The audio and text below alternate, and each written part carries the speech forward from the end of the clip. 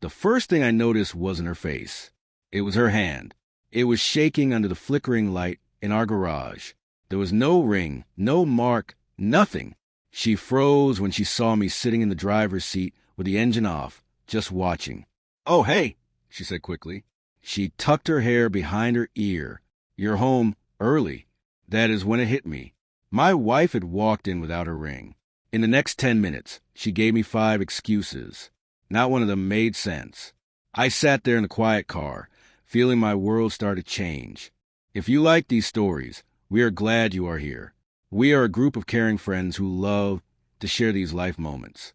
Please tell us where you are from and what time it is now.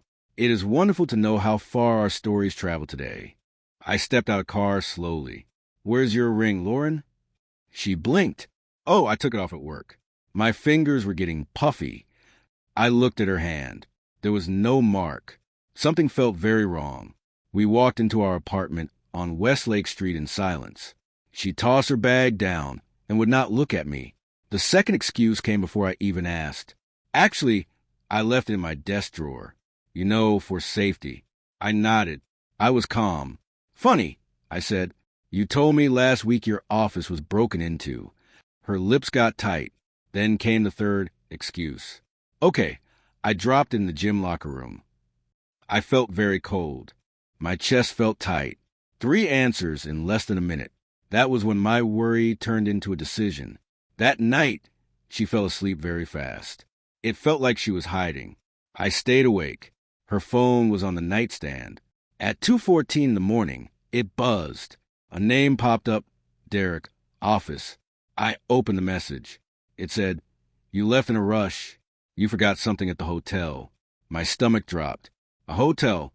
That was the 4th excuse. I thought sadly. I looked at the messages. They talked in a way that was very close.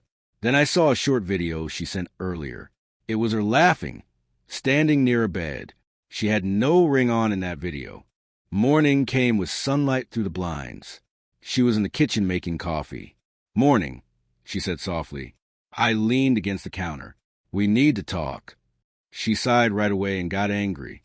"About what, Jason?" "The hotel. The messages." Her face didn't look sad. It looked hard. Then came the 5th excuse. "You went through my phone?" "That is so low, Jason." She was trying to blame me. She kept talking with a steady voice. "We had a work meeting at a hotel conference room. I must have taken the ring off because it was uncomfortable. You're acting crazy." I saw no guilt, only control. She wanted me to believe her version of the truth now. Something inside me broke very quietly. I didn't yell. I didn't argue. I just nodded and said, "Yeah, you're right." In that moment, she relaxed. She thought she had won. During the next week, I became a different person. I was quiet and I watched everything. I hired a private investigator in Chicago. I paid in cash. In 4 days, I had photos and bills. Derek wasn't just a coworker. He was her boss. He was married. I started to make a plan. It was slow and legal. I met a lawyer on North Michigan Avenue. We built a very strong case. We had proof of her being unfaithful. I felt stronger as I gathered the truth about her secret life every day. 2 weeks later, her company had a big dinner downtown. It was a fancy event. I wore a nice suit. Lauren looked beautiful. Derek was there too, looking very confident. He even shook my hand. "Jason, good to meet you," he said. I smiled and said, "Yeah, same." Dinner was fine. Then the presentation started.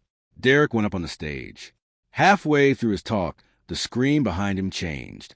Confusion spread as photos of them in hotels appeared. Him, Lauren, hotel hallways, dates and times. The room went silent. Derek's voice broke. Lauren turned very white. I just watched. They weren't in charge of the story anymore. The bosses pulled Derek off the stage. Lauren tried to grab me. "Jason, wait." I stepped back. No, it was over. Derek was fired in 2 days because he broke the company rules. His wife found out everything, too. Their life together ended. Lauren was fired, too. The divorce was simple because I had all the proof. Weeks later, I stood in the empty apartment. Her things were gone. I found her wedding ring in a drawer. I picked it up. It was just cold metal. It had no meaning left. I put it down, closed the drawer, and walked away. I never looked back again. That was the end of that story. I am finally free to start a happy new life for myself.